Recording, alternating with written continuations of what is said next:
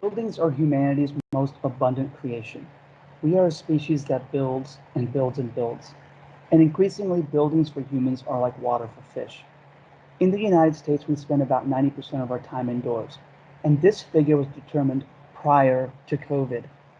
Buildings have tremendous impacts. In the United States, about 12% of our water and 71% of our electricity is consumed directly in buildings. If you take a look at our landfills, about 40% of what's in there comes from the construction industry. And buildings represent about 40% of the United States' total carbon pollution. We owe a huge debt of gratitude to the various green building standards that exist today. They have moved the market, building code, and conversation towards better buildings for the environment and occupants. But in a world facing environmental challenges and all of the equity impacts that come with them, is it enough to do better? For the Living Building Challenge, the answer is no. In a resource-constrained world, incremental change is not a viable option. Buildings have to be regenerative, like flowers, and give back more than they take. They have to be self-sufficient to the greatest extent possible, and they have to create positive impact for people and planet. The Living Building Challenge is framed around 7 performance areas called petals. They are place, water, energy, health and happiness, materials, equity, and beauty. Projects have to meet all the requirements to improve performance over 12 months of occupancy. Folks, that's why it's called a challenge.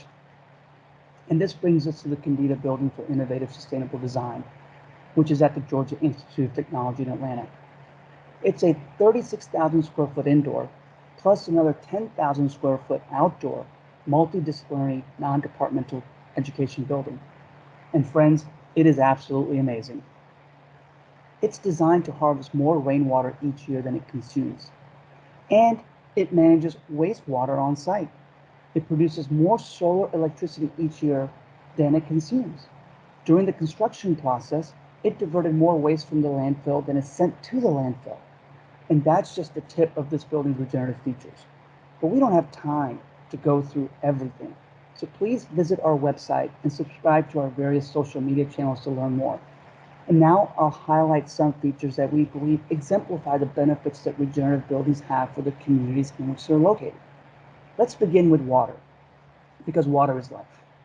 The Kendeda building manages rainfall much as a forest would. During a normal rain event, 90% of the water remains on site. This reduces stormwater runoff that floods communities and negatively impacts downstream areas. That's an equity win.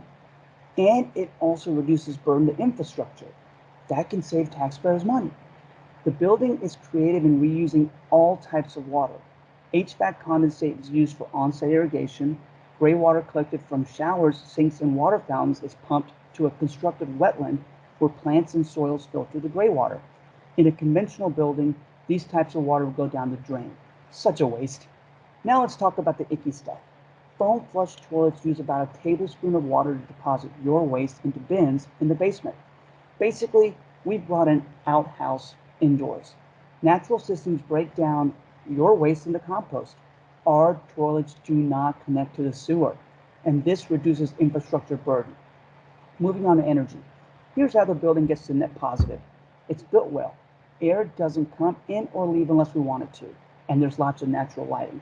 We have efficient systems like fans. This building is able to get to 72% more efficient than a conventional building, and then we add solar to get to net positive.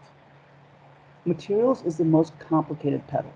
A main reason is because we're surrounded by harmful chemicals that the Living Building Challenge aims to eliminate. We vetted materials in the Kendeda building to the greatest extent possible against the red list of 22 worst-in-class chemicals. But shouldn't there be an easier way to rid our buildings of toxins? Packaged foods have a nutrition label so you know what you're consuming. Shouldn't you have something similar for building materials, considering we spend 90% of our time indoors? Thankfully, there's certification standards that vet material for toxicity. And the Declare label is like a nutrition label that lets you know whether your building products contain harmful materials. The materials petal also requires the incorporation of salvaged material. We took material from renovations, demolitions, and storm events. We meld them into stairs, tiles, and furniture for the building. This diverted perfectly reusable material from landfills and provided local employment for the workers who salvaged these items. If we scaled regenerative buildings, we could spark an industry that doesn't exist, what we call a salvage economy. Just imagine going to your local home improvement store and checking out their selection of repurposed materials that we diverted from the local landfill. By now, you're probably thinking, but how much does it cost compared to a conventional building? Well, keep in mind that this building's upfront cost includes 25 years of net positive energy, water for the life of the building, and no sewer fees. So a proper comparison has to consider lifetime operation costs, not just upfront costs. Here's another way I conceptualize costs. We say flush it down, throw it away, without thinking about where our waste goes. Therefore, shouldn't we also consider the societal cost of where our waste goes? Because it doesn't go to Mars. It stays on this planet, and we're all paying a price. Friends, the future generations will continue to pay the price. The Kendeda building shows that our bio-waste can be diverted from sewers and turned into compost. Instead of ending up in a landfill, construction waste can become the spark for a local industry that provides locally sourced building material and employment. There's a saying, you can't unlearn what you learned from the Living Building Project. You now have the knowledge to demand more of your policymakers, the contractors that construct your buildings, and the companies that make your products. Demand a society that is less toxic for you and nature. We all deserve buildings that are built for people and planet.